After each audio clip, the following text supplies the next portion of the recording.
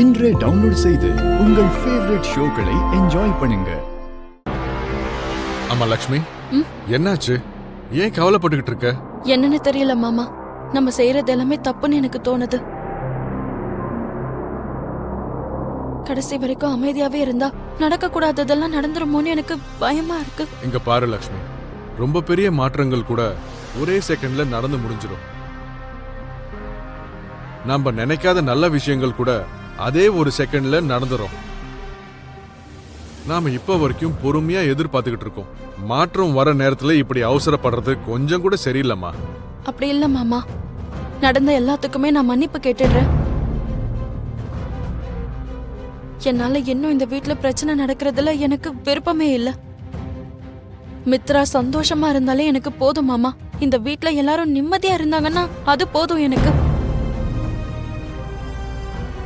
நான் போய் எல்லார்கிட்டையும் இது எல்லாமே பொய்யான கல்யாணம்னு சொல்ல போறேன் மாமா. இந்த நல்ல குணம் தானே லக்ஷ்மி உன்னை இந்த அளவுக்கு கொண்டு வந்து விட்டுருக்கு. இந்த நல்ல எண்ணத்தினால தானே எல்லாரும் உன்னை குற்றவாளின்னு கை நீட்டி பேசினாங்க. நாமளும் கொஞ்சம் புத்திசாலித்தனமா நடந்துக்கணும். அப்போதான் நாம நினைச்சது எல்லாமே நமக்கு நடக்கும். அப்பதான் மித்ராவோட மனசை நம்ம மாத்த முடியும். அது வரைக்கும் நீ கொஞ்சம் பொறுமையா இருக்கணும் லக்ஷ்மி. பிரச்சனையெல்லாம் தீர்ந்து போற நேரம் வந்துருச்சு பெரியப்பா.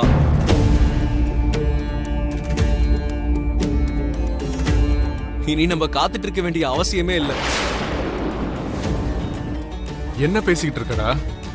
அண்ணனுக்குள்ள என்ன மாற்றம் வரணும்னு நாம இந்த பொய்யான கல்யாணத்தை செட் பண்ணோம். அந்த மாற்றம் அண்ணனுக்குள்ள வந்துருச்சு.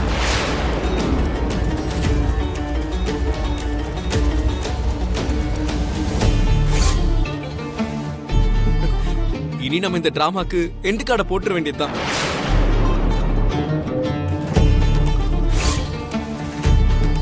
நீ என்னதான்டா பேசிக்கிட்டு இருக்க? எனக்கு ஒன்னும் புரிய மாட்டேங்குது. அண்ணி இன்னொருத்தனை கல்யாணம் பண்ணிக்க போறாங்கன்னு தெரிஞ்சதும் அண்ணன் தான் மனசுக்குள்ளேயே கவலைப்பட்டுக்கிட்டு இருக்கான்.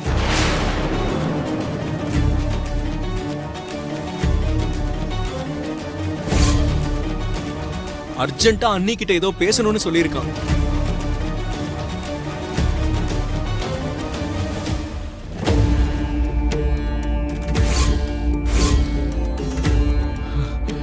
நீ சொல்றது உண்மையாடா? ஆமாம் பெரியப்பா, அண்ணி கிட்ட பேசினாதான் அவன் சுமந்துகிட்டு இருக்கிற பாரெல்லாம் போகுன்னு சொன்னான்.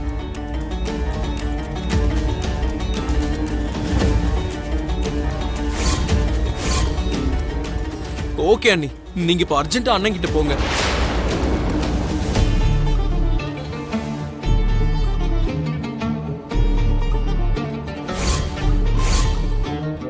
இன்னும் என்ன யோசிச்சுட்டு இருக்கீங்க அண்ணி?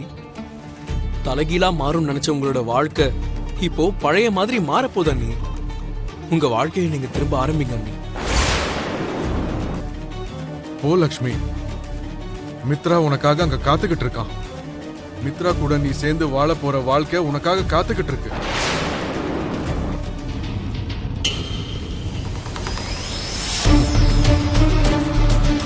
ஓ லக்ஷ்மி.